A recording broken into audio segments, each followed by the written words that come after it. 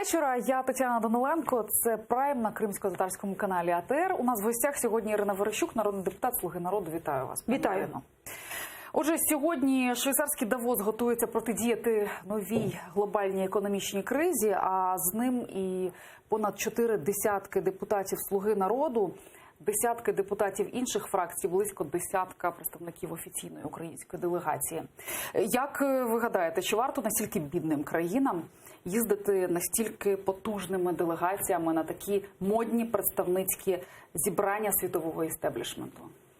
Ні, не варто. Я критикувала це, коли була експертом, коли я бачила такі чисельні організації, чи я навіть не знаю, як це правильно назвати, кількість людей, які вважали, що вони мають там бути, вважали, що селфі з президентом або лідером розвиненої країни – це найбільше щастя, яке може їх спіткати саме в ці моменти.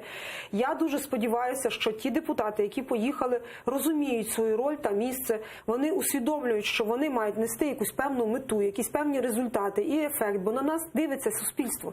Нас оцінює суспільство. І зрештою, я вважаю, що достатньо було би президента, прем'єра, Давида Арахамії, як секретаря, наприклад, інвестиційної ради, спікера парламенту і тих людей, які справді розуміються в інвестиціях, є в комітеті відповідному, не більше. Чого туди їхати? От чого. Але, до слова, варто сказати, що пан спікер Разумков сказав, що ці кошти, які будуть витрачені, не будуть з державної скарбниці. А отже, тільки офіційна делегація, але тепер треба розібратися, скільки осіб в делегації, а решта все за свій рахунок. От, у нас не бідні депутати виходять, раз в таких кількостях туди їздять. Жити в Давосі недешево. Ну і все-таки про рівень нашого життя. Давайте почнемо з такого. Сьогодні всі обговорюють зарплати міністрам і менеджерам великих державних корпорацій. І на тлі цього скандалу відбувається проблема у бюджетників. Наприкінці минулого року деякі бюджетники недоотримали надбавки, наприклад, вчителі, дрібні чиновники. Вже в січні недоотримали надбавки, наприклад, лікарі і ще деякі категорії також бюджетників. При цьому уряд вносить на розгляд парламенту одразу декілька законопроєктів, які пропонують відв'язати зарплати, виплати бюджетникам від прожиткового мінімуму. Таким чином, просто щоб платили за рівнем доходів в бюджеті. От скільки можна, стільки ж платили з бюджетів цим людям. Власне, які перспективи чекають на лікарів, вчителів, там, поліцейських, всіх інших, хто залежить від державного бюджету? Власне, ці та багато інших питань ми хотіли в п'ятницю поставити прем'єр-міністру, який мав би відповідати на них під час години запитань до уряду. На жаль, не склалося, але питань це не знімає. І наших питань прем'єрові це не знімає. Я сподіваюся, що вже в перші дні третьої сесії, тобто 4, 5, 6 лютого, ми зможемо спитати у прем'єра все-таки, які рішення були прийняті. Бо і президент поставив відповідні завдання, аби дійсно зробити такі зарплати справедливими, аби суспільство розуміло, за які заслуги такі пільги, такі премії, такі надбавки. І якщо я зараз правильно розумію, навіть такий керівник, як керівник митниці, мав би пояснити, для чого в законодавстві передбачати 7 нових видів премій, які на сьогодні вже є в даних законопроектах, на розгляді в комітетах і так далі. Тобто ми говоримо, а робимо своє? Ні, ми прийшли, щоб змінити ситуацію. Змінити ситуацію можна лише кардинально знизивши навантаження на бюджет, коли ми говоримо про бюджетну сферу. Якщо ми говоримо про премії, то вони мають мати підґрунтя, це мають бути реальні показники ефективності. Коли ми говоримо про оці вилки так звані, то вони мають бути логічними. Якщо поштар, наприклад, у Херсонській області заробляє 8 тисяч гривень, а керівник Укрпошти, пан Смілянський, заробляє 800 і більше тисяч гривень, то поштар і я, як представник влади, і ті, хто представляють опозицію, мають розуміти, за що 8 тисяч і 800. Якщо цієї справедливого розуміння немає, це несправедливість, так, яку люди не розуміють і не знають, як пояснити. Починається дисбаланс між суспільством і владою. Дискомунікація, нерозуміння, поглиблення прірви і, як наслідок, втрата влади. Я не кажу і не є фаталістом, я не кажу, що так станеться уже і невдовзі, але якщо ми не пояснимо суспільству, не треба бути пророком, щоб розуміти, що це довго не триватиме. Ми не маємо грошей, аби виплачувати такі премії. Ми не маємо грошей, аби утримувати таких топ-менеджерів, як пан Коболєв, Вітренко, Смілянський, як вони вважають, вони ще й мало заробляють. Їм треба ще ще більше заплатити. Я дуже ригористична, перепрошую, якщо мене зараз бачать і чують колеги, але, на жаль, ми не можемо собі дозволити таких високооплачуваних високопосадовців. Дійсно, фракція ж мала говорити з урядом не лише на засіданні парламенту відкритому, але й мала відбутися, наскільки я розумію, зустріч урядовців, зокрема і пана Гончарука, з фракцією «Слуга народу». Така зустріч не відбулася? Ні, не відбулась, він не прибув, але прибув пан Смілянський і пан Коболєв. Ми питали його, я особисто задавала питання, однак я не почула адекватної відповіді, чому так, а не інакше сьогодні відбувається. І чи усвідомлює він оцю психологічну різницю в підходах, коли людина може собі дозволити отримати премію 20 мільйонів гривень, 30 мільйонів гривень, при тому не виконувати основних стратегічних пріоритетних завдань, такі як, наприклад, збільшення власного видобутку газу. Так? Це те, чого чекає суспільство, бо цей власний видобуток, як я собі це на свій політичний розум розумію, дозволить, наприклад, бути незалежним від Росії, дозволить мати енергетичну незалежність і дозволить знизити ціну на тариф для населення. Але чогось цього не відбувається, а наші премії і надбавки ростуть. Ми говоримо, що ми виграли Стокгольмський арбітраж, як каже пан Коболєв, і йому 1% відповідно до контракту. А для чого ми тоді платили юристам нідерландським? Мільйони євро ми заплатили їм, аби вони виграли цей позов. А що тоді має і які гроші має отримати пан Коболєв і Вітренко? Тут питання, в принципі, лежить в площині вирішення Кабінету міністрів. І президент поставив чіткі дедлайни. 4 люте, коли прем'єр має доповісти, як зробити так, аби пан Коболєв зрозумів, що 29 чи скільки мільйонів доларів – це неможливо для нашого бюджету в таких умовах, в яких зараз перебуває українське суспільство. Але з іншого боку, відповідальний за зарплати державних корпорацій не прем'єр-міністр, а наглядові ради, встановлені на більшості з таких великих державних підприємств. Яким чином Гончарук зможе повпливати на Нафтогаз? Хіба в нього є відповідні механізми?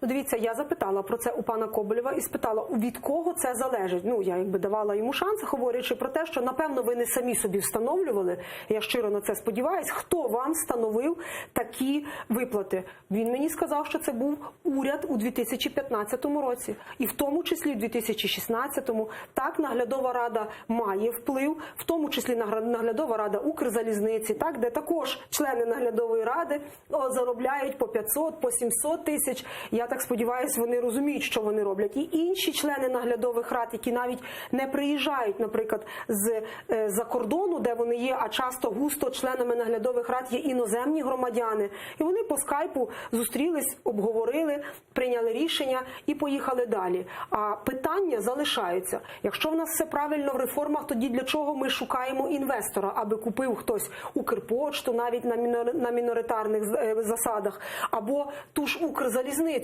Це наші стратегічні підприємства. Чому, якщо реформи правильно відбуваються, чому ми тоді скорочуємо кількість відділень, чи то і є реформа, скоротити кількість відділень, наприклад, Укрпошти, і просто скоротити людей? Їх ж не перекваліфікували, їм не надали робоче місце, яке могло б забезпечити в Україні залишення цієї людини. Ні, вони просто виїжджають за кордон, і ми це знаємо. Це страшна проблема, і ми будемо ставити питання. Я зараз говорю про провладну більшість, тому що це питання мусить стояти наріжним каменем, бо тоді ми будемо втрачати довіру від суспільства. Якщо ми цього не зробимо, довіри не буде вже невдовзі. Після скандальних плівок, записів, розмов прем'єра Гончарука з фінансово-економічним блоком уряду, з чиновниками Нацбанку, президент зустрівся з Гончаруком, провів з ним переговори віч-навіч. Деякі цитати з цих переговорів стали надбанням громадськості, стали публічними. Зокрема, президент сказав, що дає шанс Гончаруку. Чи скористається цим шансом? І що це за шанс? Шанс на що, на вашу думку?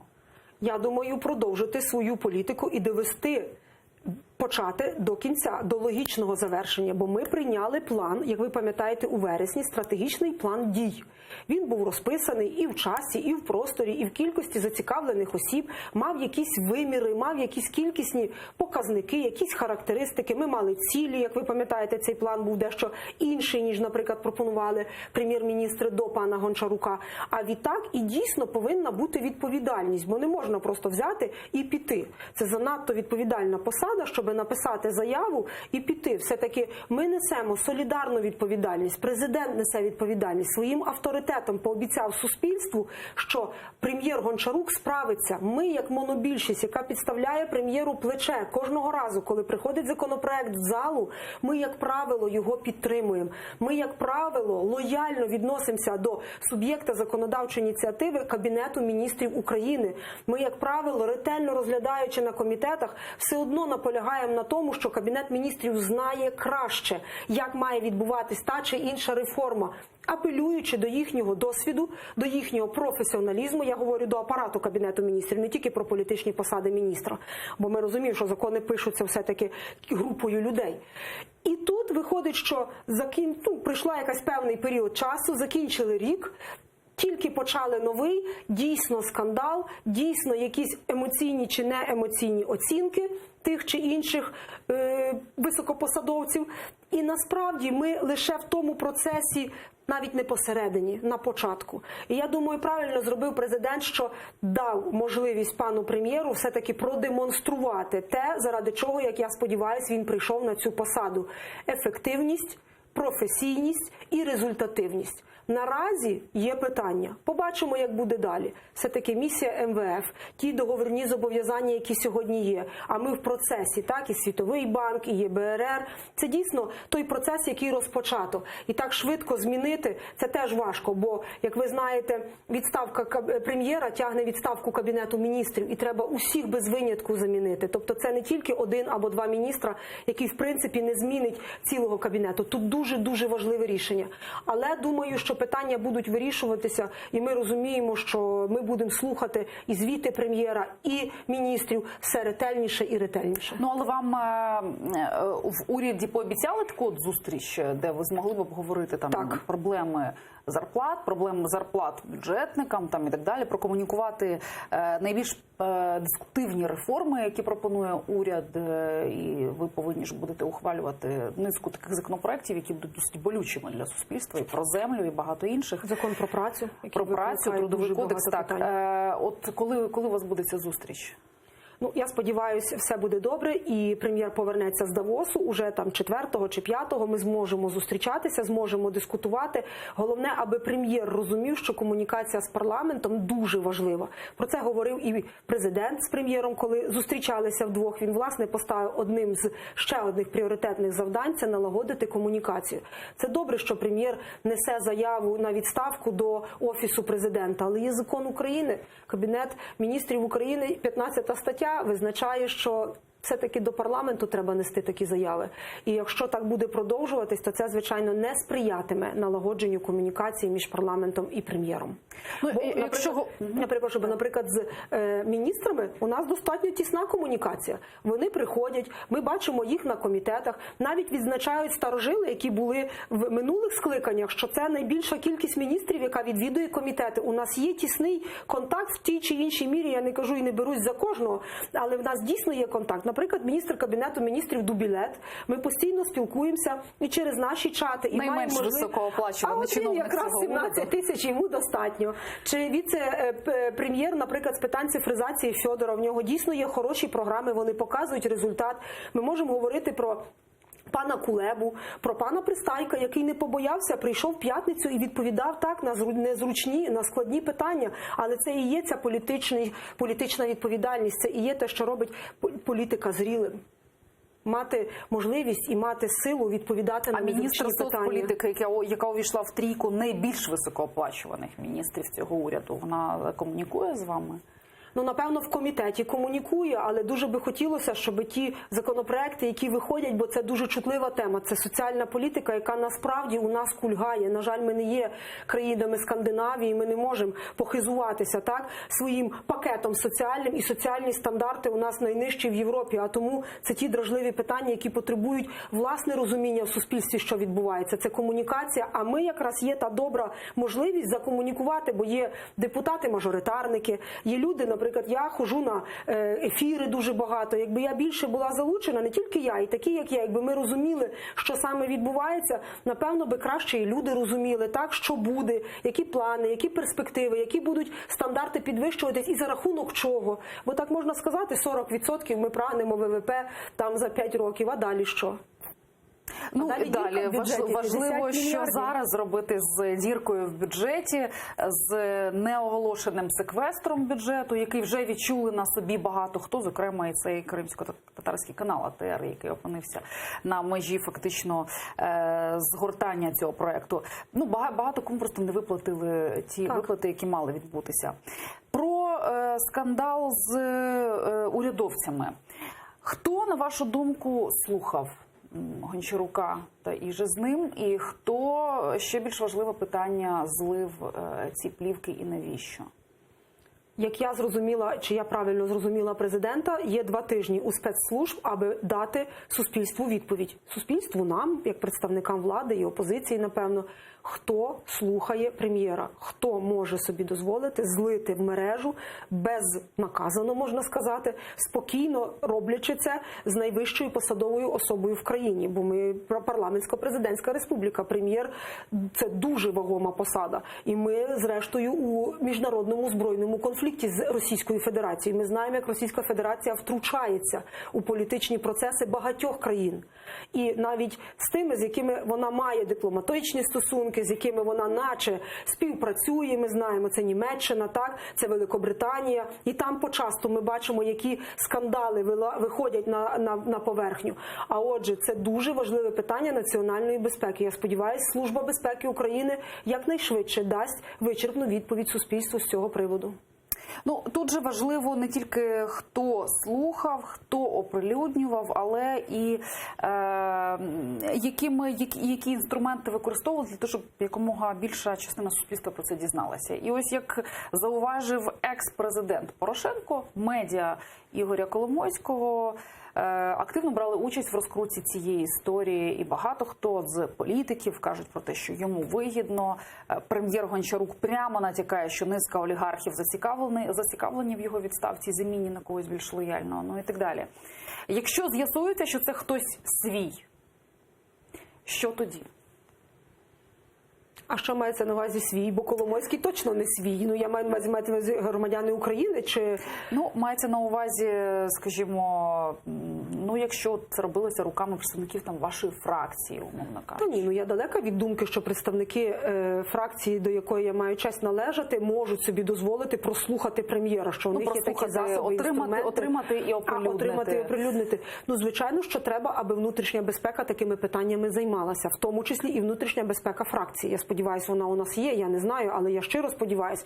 От програма «Великий брат», як ви пам'ятаєте, на початку нашої каденції була анонсована. Я сподіваюся, що і великий, і малий брат дуже добре дивиться за тим, що робиться у нас в фракції всередині, слідкує, відслідковує, моніторить. Великий брат не з'ясував навіть авторів телеграм-каналів, які оприлюднюють дуже часто внутрішньофракційні секрети. Отже, з братами не все гаразд, але тим не менше сподіваюся, що такі питання теж будуть мати відповіді і знайдуть такі відповіді невдовзі. Треба почати попросту, кому це вигідно. Якщо це вигідно, кому це вигідно? Ну, напевно, як каже прем'єр, а я схильна йому вірити, я все-таки сподіваюся, що він розуміє, про що він говорить, це ті люди, або ті клани, або ті групи фінансові, промислові, яким не подобаються реформи, запропоновані паном Гончаруком. Бо, зрештою, на цих плівках жодної корупції не було, як ви зауважили.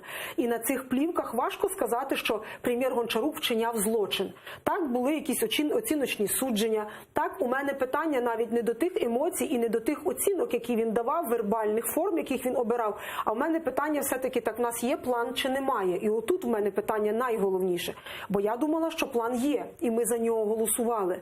Якщо ж це не план, а будівництво макаронної фабрики, або давайте подивимося, як це робиться в інших країнах, це і є план, то тоді треба ще ретельніше питати пана прем'єра, що він має на увазі, коли каже, що бореться з олігархатом. Бо це і має бути такий дійсно серйозний план, тому що ми вже боремося з олігархатом роки і побороти не можемо. А отже, не все так просто, як думає пан прем'єр, якщо я так правильно читаю те, що він говорить, те, що він пише, те, що як він спілкується через засоби масової інформації. А отже, я не роблю з цього трагедії. Я розумію, що в нашому світі прослуховують і Ангелу Меркель, і всіх решта, ви пам'ятаєте. Світ надзвичайно прозорий став. Дійсно, уже, секретів знаєте, немає. дуже Тим більше, приховати. якщо ти говориш в кабінеті з офіційними особами, вважаєш, що ти говориш в ефір. Навіть якщо ти переписуєшся у чаті з кимось. Але все-таки, незважаючи на все це, от якщо перебрати олігархів, кому це вигідно, так? Давайте беремо там найбільшого олігарха, Рената Ахметов. Хіба йому це вигідно? Посилення, заміна Гончарука на людину там Коломойського, умовно кажучи, це точно не в його інтересах, тому що це по його душу. Він показує велике інтерв'ю Гончарука, яке показує Гончарука в найкращих барвах. Це невигідно. Якщо говорити про Фірташа, я думаю, він взагалі поза цим дискурсом. Так. Кому це може бути далі? Аграрним олігархам, я не знаю. Кому це може? Яким олігархам це моїм ж скоро ринок землі почнеться. Чого їм теж не зрозуміло для чого. Хто в нас там ще далі за списком є? Навіть не цікаво далі говорити. Так. Тобто виходить тільки одна людина з переліку олігархів, кому це теоретично могло б бути вигідно. Я думаю, все банальніше. Я думаю, що це навіть не перелік олігархів. Олігархи лише можуть використати це як інструмент, яким завжди буде будь-який інструмент, який буде тиснути на владу, вигідний, ви розумієте. Тоді влада слабшає, тоді розбрат, тоді конфлікти, тоді всередині фракції починаються бродіння, підозри, сумніви, плітки, за плечима говоріння. А отже, це все, що сприяє, звичайно, тим, хто хоче, щоб залишився статус-кво такий, як він є. Звичайно, це а чому б це не мало бути вигідно Російській Федерації? Чим гірше, тим краще. Я не кажу, що це новий план Шатун, але це може бути вигідно будь-кому. Тому варто всі можливі варіанти вивчити, а спецслужба має дати своє заключення. Дуже чекаємо від пана Івана Баканова, що він уже невдовзі це зробить, а ми дізнаємося, кому це було вигідно, хто це зміг зробити, враховуючи ступені захисту, так, безпеки інформаційної, в тому числі саме пана Гончарука. Побачимо. Тим більше у Зеленського не така далека від нього людина очолює СБУ, повинні були б активно зайнятися з'ясуванням цього питання. Тобто ви все-таки чекаєте, що за 2 тижні, як і було обіцяно, все з'ясують. Що ж, чекаємо на це. Якщо говорити про суть тих розмов, які там відбувалися, пропозиція збільшувати додану вартість будівництвом заводів з переробки сировини. Це такі пропозиції могли б висловлювати, очевидно, там учні 9 класу, які почали вивчати економіку, але точно не те шановне товариство, яке там зібралося. Як ви гадаєте, що це взагалі було? Що це за така дивна розмова, настільки, яка вразила такою, так би мовити, знаєте, таке враження, що люди самі не розуміли, а що ж відбувається з гривною, а чому вона міцніє, чому купівельна спроможність її падає, чому ситуація в економіці така, а не інша. Це просто вирвані з контексту якісь речі, які в такому невдалому світлі показують наших урядовців. Чи все-таки це про їхній рівень, як ви гадаєте? Я все-таки думаю і хочу в це вірити, це вирвані з контексту речі, тому що справді кажуть уже спеціалісти, а у нас спеціалістів дуже багато в мережах, що це нарізки. Тобто, що це певні нарізки. І я схильна думати, що це дійсно певні нарізки, бо все-таки я далека від думки, що пані Маркарова не спеціаліст. Я там знаю, її найменше лунало, вона казала, ні, я не впевнена, що це так. Так, якщо щиро. Я думаю, що так мало місце і такі розмови, а пан Гончарук теж мав прекрасну можливість спростувати або підтвердити, чи його це голос на плівках. Це дуже важливо, аби людина з заяви, зустрічі але з президентом. що його, так, ну що казати. Тут, звичайно, питання і до самого прем'єра все-таки. Ну, бо профан в економіці нічого страшного немає, коли людина об'єктивно оцінює свої знання в даній це галузі. політична посада, Так, тут же так. ж не за Тут знання можна, обирають, так, за не волю. знання, дуже правильно ви кажете. Тому тут не питання. Питання все-таки, я кажу, що питання у мене особисто виникли щодо того, що плану насправді немає. І головне, що пан прем'єр думає, що найголовніше – це переконати президента, що такий план є. Ні, не найголовніше переконати президента, бо президент і так переконаний. Тобто не потрібно переконувати президента у тому, чого немає. Навпаки, потрібно говорити правду. Але якщо він вважає, що там у нього десь пусте місце, то він дуже помиляється. Бо президент, а я точно це знаю, отримує інформацію з різних джерел. І те, що на сьогодні лежить у площині відповідальності прем'єра, а це економічний блок питань, бо президент має свій блок, за який він відповідає. Це конституційно визначені повноваження, зовнішня політика, оборона, ми знаємо, дипломатія. І там, в принципі, ми маємо питати президента, а уже президент і парламент має питати з прем'єра, де план. І він, в принципі, має бути зрозумілим. То якщо прем'єр не розуміє, де план, то хто це має робити? І тут уже підставні, як я вважаю, претензії до пана прем'єра Гончарука. Бо якщо я спілкуюсь з міністрами, маю таку честь і можливість, і я бачу у кожному з них нормальний, об'єктивний підхід, який є реалістичний. З паном Кулебою він нормально працює з комітетом, ви бачите. Ми працюємо по програмі розширених можливостей НАТО, ми маємо можливості по співпраці з Європейським Союзом. Ми дійсно співпрацюємо. Мені немає що сказати. Я не можу закинути, власне, пану Кулебі, що він не має плану. У нас є чіткий план. Міністр оборони, бо я є в комітеті з нацбезпеки і оборони, теж має чіткий план. Ми розуміємо, куди ми рухаємося. Трішки більше питань у Укроборонпрому, до Укроборонпрому, бо там ще поки що та корпоратизація, зміна і так далі. Ми ще чекаємо, і зараз будемо кликати на комітет пана Абрамавичуса, і будемо в нього, до речі, сьогодні день народження, ми принагідно його вітаємо. Будемо сподіватися, що такий план теж є. Він просив до Нового року дати йому час, щоб цей план було представлено як найкраще і найґрунтовніше. Я розумію, що робить віце-прем'єр Фьодоров, ще раз кажу. Я розумію, що робить Дубілет. Я, в принципі, розумію, що роблять міністри. Але загалом має складатись враження, що і прем'єр-міністр розуміє, як це виглядає в сукупності. Бо це має бути гвинтики цілого механізму, які працюють. І тоді є такий кумулятивний чи синергетичний ефект. Якщо цього немає, і прем'єр визнає, що він не розуміє, що відбувається, тобто він що, втратив кермо? Він не розуміє, він опустив руки, він не розуміє, куди він сів, він не має водійських прав. Що таке? І отут в мене питання персонально до пана прем'єра. Бо я би не хотіла, аби він йшов з посади, бо це буде дійсно відставка цілого уряду. Я би хотіла, щоб він просто пояснив. І якби він це зробив в п'ятницю, повірте, 50% питань суспільства би зникло. Якби він просто прийшов на трибуну і сказав, дивіться, основними питаннями є, чи це плівки? Так, плівки. Чи мало місце? Так, мало місце. Я говорив те-то, але я вважаю, і пояснив, просто основні тези, вони ж і так були виписані в всіх мережах, ми всі це розуміли. А боятись, ховатись за те, що ми круті, ну ви чули спіч прем'єра, так? Ми круті, ми команда, власне, а команда формулює що? Довіру. Довіра має бути у нас, як у команди, один до одного. А якщо ми чуємо від прем'єра, що він не знає, куди він йде, ну і зрозуміло, що кожен з нас оглядається, ми голосували, ми довіряли, ми давали вотум річний, так, довіри, коли рік не можна чіпати прем'єра, хіба би за його особистою заявою, бо він знає, що він робить. І я закладаю в кожному законопроекті, який не стосується мого комітету, наприклад, чи це податки, чи це економіка, чи це аграрний, що вони знають краще, бо там професіонали, бо вони за це відповідають. Але якщо ця довіра буде втрачена, то буде не зовсім добре, скажімо м'яко. Для того, щоб вирівняти більш-менш ситуацію з економікою, в українського уряду не так багато є варіантів дій. Один з них – це відкривати ринок землі і, відповідно, отримати там хоча б якісь там кілька мільярдів.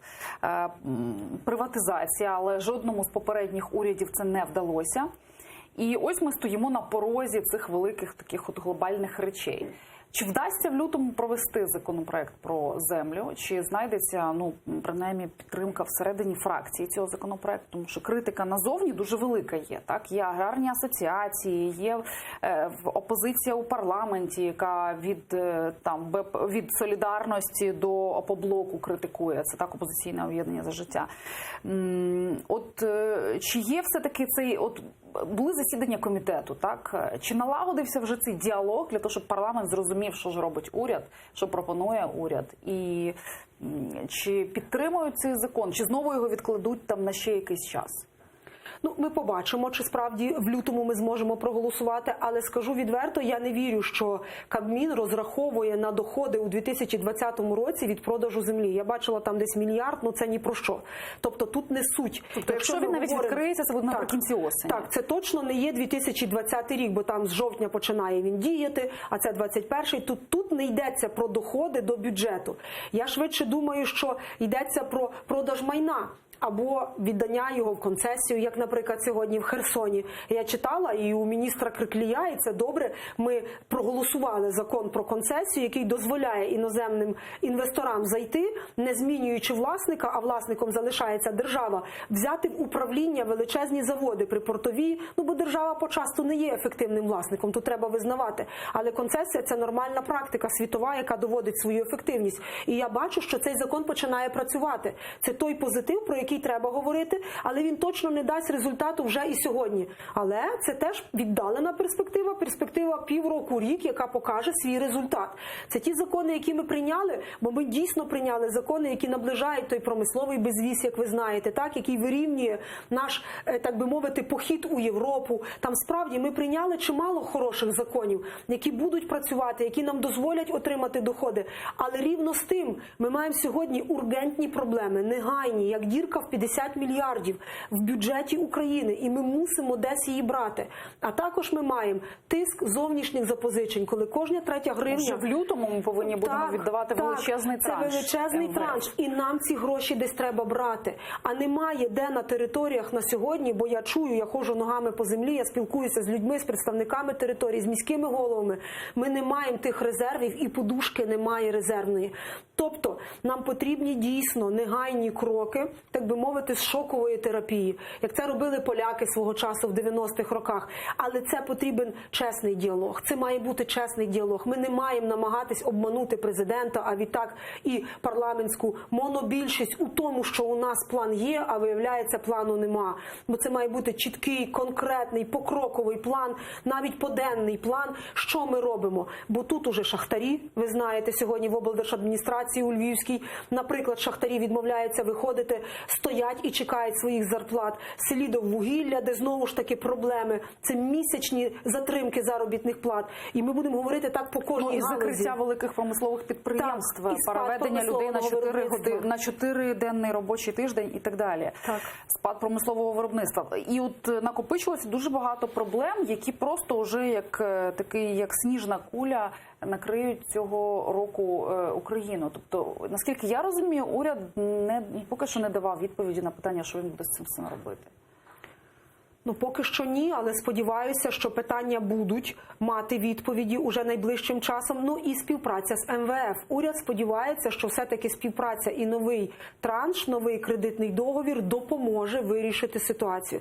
Це знову ж таки, як трішки, знаєте, голка така, на якій ми сидимо, але, на жаль, ми мусимо це визнавати. Без цього облігації зовнішнього запозичення, які зміцнюють гривню, відповідно, теж виникають інші вже проблеми з економікою. Ті питання, які, до речі, ставив президент на плівках, так, коли Гончарук переказує, що мені Зеленський ставить такі-то питання. І я йому поясню, він мені не вірить, там, про гривню і так далі. Вони ж цілком слушні, я думаю, у багатьох людей, у багатьох політиків є ці питання. Так? Я думаю, що ви теж ставите їх. Абсолютно. Чи є приблизне у вас розуміння, що відбувається з цими процесами?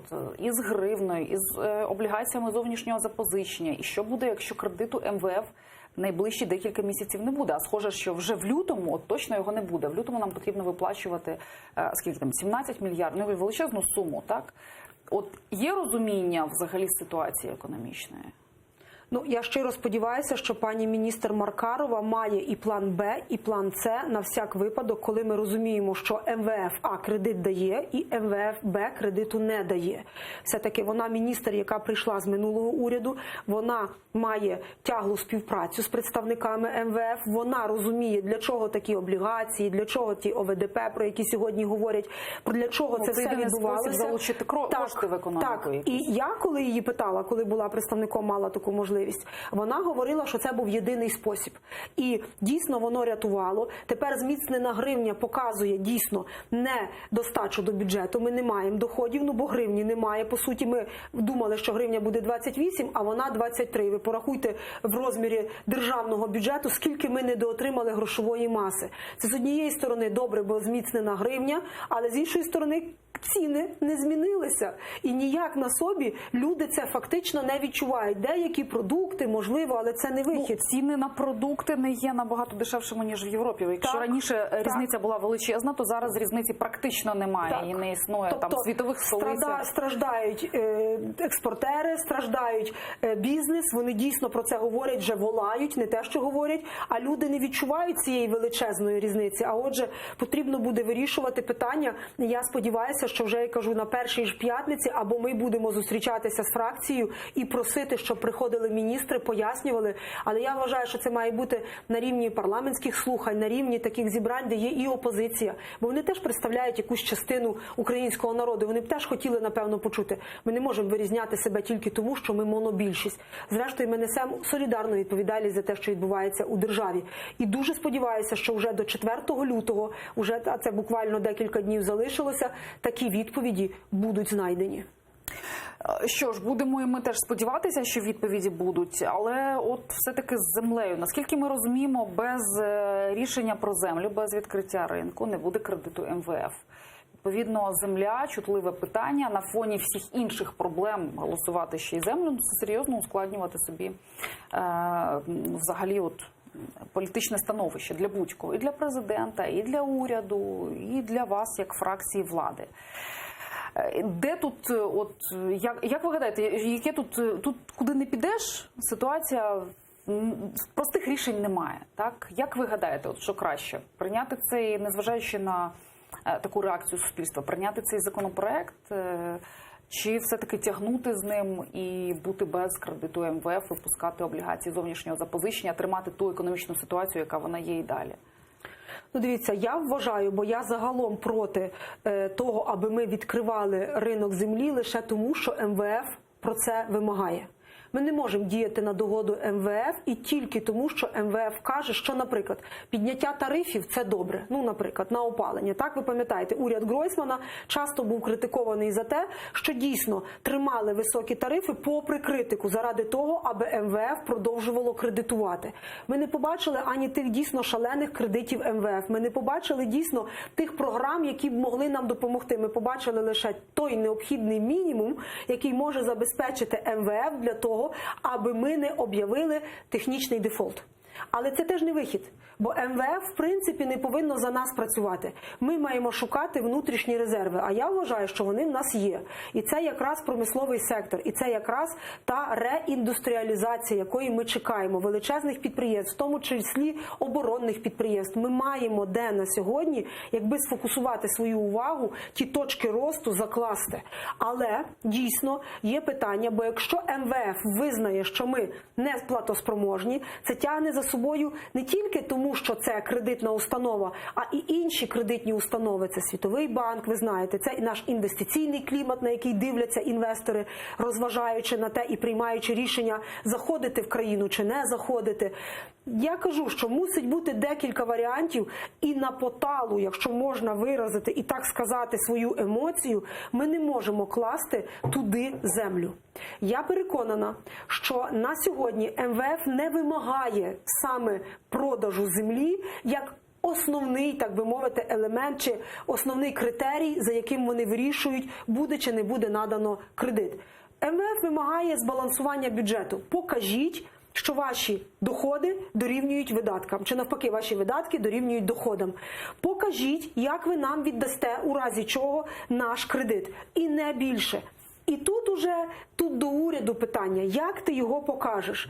Бо нам говорили, що не можна знижувати тарифи. Ну тепер звітує прем'єр і каже, що вже 124 міста знизили тариф. І нічого страшного не сталося. Отже, я думаю, що тут треба перемовлятися з МВФ, але і є таке питання, як дійсно питання технічного дефолту, питання інших перемовних позицій. Бо ринок землі – це дуже важливо. Я за те, щоб ми його відкрили. І, напевно, можливо, в 2020 році, якщо вдасться. Але відкрити – це не значить дати дозвіл, наприклад, на 10 тисяч гектар в одні руки. Відкрити – це не значить дати дозвіл кредитним, фінансовим, банківським установам стати власником української землі через звернення стягнення, через всі решта. Я побачила, наприклад, перелік банків, які готові надати такі кредитні програми. Там у всіх є іноземний капітал, там у всіх є іноземні власники. І я не знаю, чи це те, чого сьогодні чекає український малий і середній фермер. Тому тут питання дуже дискусійні, і я би землю винесла за дужки. Все решта можна говорити. Я розумію, що є нарікання і на майно, але ви знаєте, я ще раз повторюсь, держава почасту на сьогодні, я мушу це констатувати, не є ефективним власником. Якщо ми можемо передати в концесію, давайте передамо. Якщо ми можемо на міноритарній основі завести інвестора, давайте заведемо, не боїмося, це нормальні ринкові умови.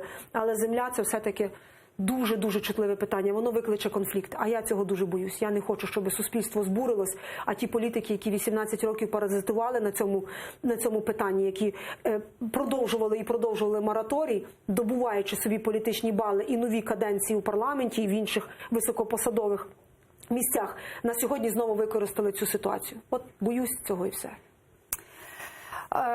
Тобто ви думаєте, що може бути там, не знаю, Майдан, якісь великі потрясіння, так? Це можуть бути конфлікти. Я не хочу вживати слово Майдан, бо Майдан – це для мене революція гідності, в якій я приймала участь, і я розумію, що Майдан ще триває, якщо ми говоримо про ту революцію, яку ми не завершили.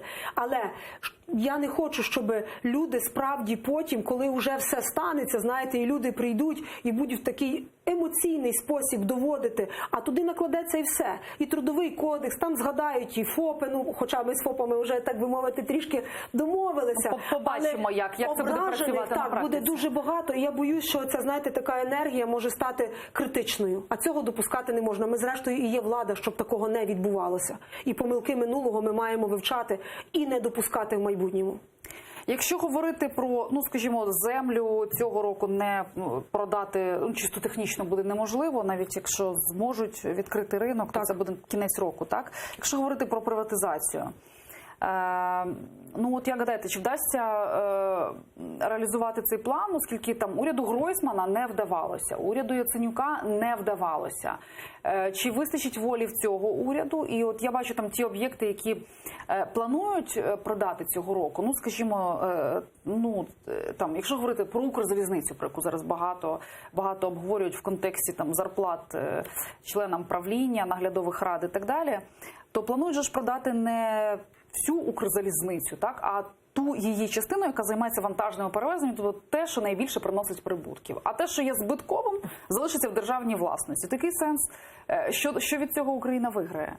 Ну, то, власне, а інвестор, власне, не хоче купувати те, що є збитковим. Він хоче те, що приносить дохід. І маржинальність, щоб була висока, так, і дохід був уже і сьогодні. Зрештою, вони бояться ризиків, що може щось змінитися. У нас, на жаль, не реформована судова система, немає гарантій забезпечення власності. Ми не можемо гарантувати іноземному капіталу, що тут буде збережено і примножено його капітал.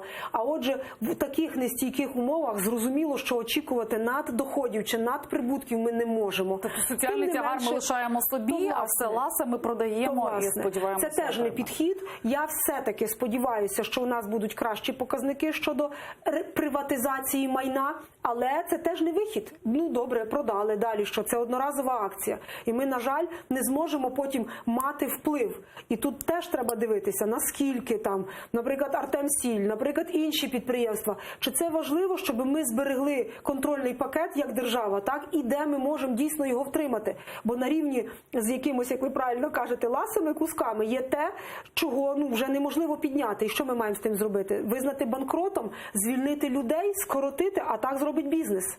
А держава, власне, для того і є, аби допомагати так керувати економікою, щоб ті вразливі верстви, наприклад, як шахтарі, так візьмемо от проблеми шахт. Так, вони не рентабельні, так, вони роками уже проблемні. Але це теж це ж не тільки українська проблема, в усьому світі є проблема. Але всі вже більш-менш шахтами вирішили, крім нас. Ну, поляки ж вирішили якимось чином, ще з 2007 року. Навіть американці не до кінця вирішили, як ми пам'ятаємо, з пенсильванським вугіллям історію. Є проблема, так. Але американці, дивіться, розкоркували свої власні поклади і подивіться, як знизилась безробіття і так далі. Не бояться добувати свою нафту, свою газ. Давайте перепрофілюємо, давайте тим людям дамо роботу, бо вони на сьогодні, якщо шахтар, у нього він не є широкого профілю. І нам треба подумати, яка програма допоможе йому. А зрештою, у нас є шахти, наприклад, шахта Любельська у Жовківському районі Львівської області, де є коксівне вугілля, яке нам дуже потрібне. І не вистачає лише гарантії уряду, щоб інвестор зайшов і вклав. Уже вони вклали, мають всі дозволи, все. І ніяк, трішки не вистачає. Уряду Яценюка так, це за часів уряду, бути проданий цей об'єкт. От треба підійти так по-господарськи трохи. І якщо це підійдеш з таким відчуттям, що ти вдома господар і тобі нікуди їхати, в тебе немає американського паспорта, в тебе немає ніякого іншого, все-таки воно би запрацювало. Ну, я переконана, я оптиміст у цьому. Ви, до речі, спілкуєтеся з своїм містом, де ви пропрацювали мером тривалий час. Ви тримаєте контакт з простим народом завдяки оцим таким точкам дотику з минулого вашого життя? Ви ж не один рік працювали мером, тривалий час, і чую, були популярним. Що вам кажуть ваші... Ну, критикують, дзвонять з РДА, наприклад, і кажуть, що ж ви робите? Ви нам скорочуєте видатки на заробітну плату на 30%, а люди як мають отримуватися? Скільки розігнали з РДА людей? Ну, то дуже багато, що казати. Десь 18 тисяч, якщо говорити в цілому зараз. Це величезні, якби, ну, куди дітись, так? Це величезні такі зараз прошарки людей, які чекають. Куди люди їдуть в Польщу працювати? Ні, їм обіцяють, що вони будуть в ОТГ працевлаштовані, але це ж неправда. Я ж чудово розумію, що коли провелись вибори, і в ОТГ своїх вистачає людей, правда? Тому що об'єднали сільські ради, там є свої землевпорядники, свої фінансисти, свої економісти. Ну, чого тут з РДА мають брати людей? Ну, я розумію, що є величезна проблема. Дзвонять поштарі, пишуть листи. От, власне, чому я така впевнена, що це неправильно? Тому що я отримую листи з Львівської області від поштових відділень, які розповідають, як їм нав'язують оцю програму продуктів, коли вони мусять пенсіонерам змушувати купувати ці продукти, аби вижити. Коли вони кілометри ходять пішки, носять пенсії в сумках, на велосипедах без жодної охорони. Ну, там проблем дуже багато. Я от питаю пана Смілянського, ви точно впевнені, що це те, що ви робите, називається реформа? Так, я впевнений, я точно знаю, що я роблю. Ну і тут зараз поки що така, знаєте, трішки проблема, бо я відчуваю людей, їхні очі, які дивляться з надією і кажуть, ну, слухайте, люди, давайте щось будемо дійсно змінювати. Зрештою, це наша країна, у нас її немає іншої, запасної немає. У пана Смілянського є паспорт американський, він може сісти і поїхати. А ми тут живемо, ми не хочемо виїжджати в Польщу, ми знаємо, що там добре, але там ми все одно чужі. Ми навіть отримавши паспорт, ніколи не досягнемо вершин, наприклад, так, нас не візьмуть на державну службу, ми не зможемо ви знаєте, ви вчилися міністром. Там в Польщі, так. І я це розумію, я людей дуже розумію. І я хочу, щоб вони повернулися, але для цього треба умови. Люди так просто не повернуться лише тому, що програма з лютого запрацює, повертайся і працюй тут. Це буде дуже важко. Люди мусять повірити. Я їду в Варшаву, я чую людей, які всюди працюють у сфері послуг, в готелях, в барах, в ресторанах, всюди, де є можливість, я спілкуюся, вони кажуть, ні, ми не будемо повертатися. Ми будемо тут вчитися, чіплятися, чим тільки можна, коріння пускати, виходити заміж, одружуватись, але повертатись не хочемо. Що ж це за робота така? Для чого ми тоді влада? Словом, ви боїтеся, що ви знову не станете мером Рави-Руської раптом, якщо провалиться проект «Слуги народу». Я не думаю, що я буду балотуватися у мери Рави-Руської. Я вже пройшла цей досвід, і я дякую тим людям. Так, я розумію, що це був теж досвід і позитивний, і негативний, але він мені допомагає отак не відриватись від землі, якщо щиро. Бо я завжди згадую ту науку, яку я там мала. Я бачила і тих людей, і звичайних поштарів, і звичайних продавчинь, і пекарів, які простою людською мовою питають, ну скільки це ще триватиме? Ви скажіть, стільки років, ми готові ще потерпіти.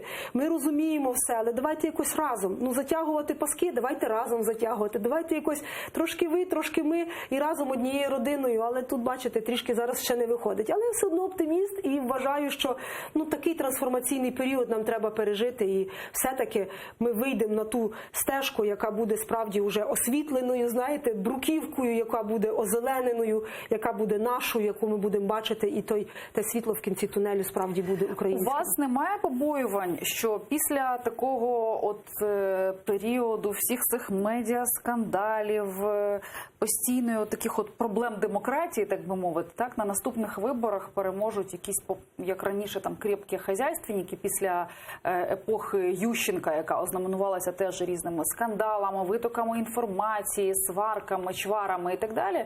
Після того прийшла партія регіонів з Януковичем. І зараз ми створили як ніколи чудове тло для такого реваншу, оскільки закон про вибори виписаний так, що брати участь в цих виборах навіть на рівні місцевому зможуть тільки дуже багаті партії, щоб просто взяти участь в цих виборах місцевих, які будуть, мінімум 6 мільйонів гривень треба для партії. Молода партія точно собі не зможе цього, щоб внести просто заставу. Так? Тобто ми створили всі передумови для того, щоб перемогли ті партії великого капіталу, які вже були при владі, які вже довели цю країну до стану, в якому вона перебуває, і ми досі так і не вийшли на якийсь пристойний рівень. От як думаєте? Я хочу вірити, що ми візьмемо себе в руки, у нас ще достатньо часу, і я вважаю, що люди нам довіряють попри все, попри скандали, попри ті удари інформаційні, які ми отримували, подекуди заслужено, подекуди, а почасту і не заслужено, просто з того і в силу того, що ми перший раз у парламенті, ми недосвідчені політики, ми не знаємо, як себе напевно поводити, а більш досвідчені, чи навіть можна сказати мастодонти, які пройшли 3, 4, 5 чи більше каденцій, добре знають, що вони роблять, чекаючи на кожен промах, на кожну помилку і, знаєте, гротескно про це потім заявляючи, так наче вони таких помилок ніколи не робили. Але це політика. Ми взялися, і ці правила треба дотримуватись. Це політичні правила, де кожен шукає помилку опонента, де кожен намагається показати в нехорошому світлі опонента, тим самим здобуваючи собі, як ви правильно кажете, електоральні бали. Соціологія показує, що перетік голосів від «Слуги народу», на жаль, відбувається до ОПЗЖ. Це те, що дійсно трішки насторожує. Я не кажу, що це критично, я не кажу, що це вже є якийсь доконаний факт, але, на жаль, Схід, Південь – це ОПЗЖ. І я думаю, ми маємо насторожитись, ми маємо думати, що зробити і як зробити так, аби дійсно ті люди, які працювали в роки пана Януковича чи і так далі, бо зрештою вони і є причетні до цієї ситуації, в тому числі, яка на сьогодні склалася, бо зрештою ні президент Зеленський і навіть прем'єр Гончарук, рівно як і ми всі, не були до цього в політиці і не мали дотичності до отих катаклізмів, які на сьогодні є в українській економіці. Здебільшого, я не кажу, що там усі вже не були, хтось був десь радником, експертом, десь були дотичні до міністерства, як, наприклад, пані Аня Новосад була керівником директорату, але це зовсім не те. Ми говоримо про ті управлінські рішення, які приймалися не на користь України, і вони призвели до таких фатальних наслідків. У нас з найбільшої економіки на пострадянському просторі ми залишаємося найкорумпованішою, найбіднішою країною Європи. А отже, нам потрібно щось вирішувати. Але тут уже таке, знаєте, емоції в сторону. Треба дійсно прагматично дивитися, реалістично оцінювати свої шанси, групуватися. А у нас в фракції є точно ядро здорових, поміркованих, виважених фахівців, які пишуть нормальні закони, готові відстоювати і готові, власне, працювати. Я думаю, що ми все-таки переживемо зараз цей турбулентний період, і вже 2020 рік будемо більш зрілими, більш відповідальними. Тобто це і криза в турборежимі, не тільки робота. Так. Я вас хотіла теж запитати вас, ви згадали про те, що опоненти ОПЗЖ використовують промахи нинішньої влади. Ви часто буваєте в ефірах каналів групи Медведчука, вас дуже сильно критикували всередині вашої фракції, навіть бійка була на цю тему між депутатом Бужанським і Галеросом. Але ви, в принципі, слід для справедливості наголосити, що ви на всі канали ходите. Ви доходите до всіх, ви гарно комунікуєте взагалі з медіа. Тобто, якщо промоніторите, то ви буваєте вскрізь. Чи продовжується ця дискусія про канали Медведчука зараз всередині вашої фракції? Ні, не продовжується. На канали Медведчука ходять представники нашої фракції, ви там побачите і Галину Янченко, і пані Бардіну, і всіх решта. Тобто всі нормально ходять. Пана Геруса. Я пам'ятаю риторику в вашій партії від самого президента про те, що він там буде боротися з Медведчуком, там Порошенка покарають за його там злочини попередні, там всіх з усіма. А тепер складається враження, що з усіма, в принципі, домовились. У вас немає такого враження, що з усіма, і з Медведчуком, і із Порошенком, там із багатьма іншими, кого так грозилися притягнути до відповідальності у вашій партії, і президент Зеленський особисто з усіма досягли якогось пакту про ненапад? Ні, не думаю, тому що, наприклад, сьогодні пан Порошенко мав бути в ДБР на черговому допиті в якості свідка, тут варто зазначити, але тим не менше він не з'явився. Принагідно повідомляє, бо ми вчора дискутували на телеканалі, і він сказав, що в нього немає, в нього є повістка, і він мав би бути, але, на жаль, я думаю, він відбув у Давос поспілкуватися з колегами, які теж з інших країн приїдуть, і хотів би з ними поговорити. Але тим не менше, я знаю, що нарікають на дії президента, який справді не домовляється сьогодні з групами впливу, назвемо це так, і в частині ОПЗЖ. Тобто гостро критикують ці канали і фракцію, і самого президента, шукають будь-яку лазівку, аби там розкритикувати і на своїх каналах, і на інших. А отже, я далека від думки, що президент Зеленський домовився з представниками ОПЗЖ, чи Європейської партії, чи Батьківщини, чи навіть Голосу про те, що їх, наприклад, не будуть чіпати, чи їхній бізнес, чи якось. Я далека від думки. Але те, що люди ходять, ви знаєте мою позицію. Я ходжу на всі телеканали, без винятку. Бо вважаю, що це... якщо частина телеканалів, тим більше інформаційних, більша частина – це канали я не ходжу. Я не ходжу на Ньюзван, на 112 і на ЗІК, якщо ви подивитесь. Ага, то ви все-таки прийняли для себе рішення? Все міняється, ви знаєте. Але я за те, щоб ми комунікували, ми влада. Ми маємо бути почуті і ми маємо зробити так, щоб нас люди почули. Якщо нас люди не чують, то це не проблеми людей, це наша проблема. Тому ми маємо шукати канали комунікації. Дякую, що запрошуєте, бо є можливість звернутися і нас чують. Дякую вам, що до нас дійшли. Ірина Верещук, депутат «Слуги народу», була гостею нашої програми. На цьому сьогодні ставимо крапку. Почуємося, побачимося рівно за тиждень. Дякую, що були з нами.